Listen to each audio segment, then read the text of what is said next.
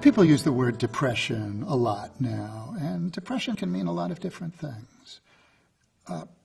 What I would call medical depression, which in the psychiatric books are major depressive disorder, this tends to be an issue that has to do with brain function.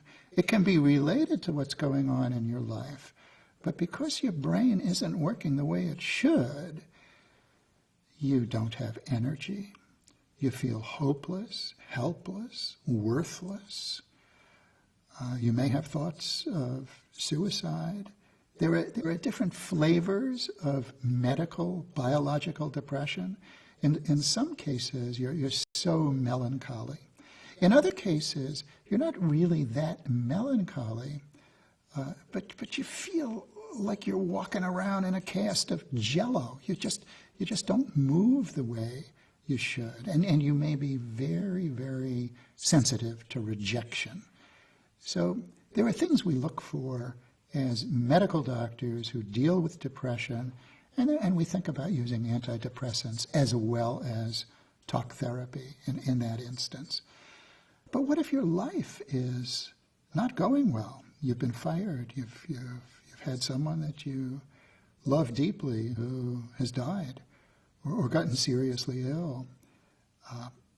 Or you're a teenager and life is emotional and things aren't going well. And that's the classic age of saying, I'm so depressed. I mean, I'm back in the days of Holden Caulfield and Catcher in the Rye, and it was good to know that a fictional character had a miserable life, because most of us went through the miseries of life.